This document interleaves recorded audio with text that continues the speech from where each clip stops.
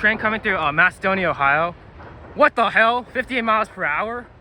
I can't believe that. All right, I'm gonna wave at him. Hopefully he does that.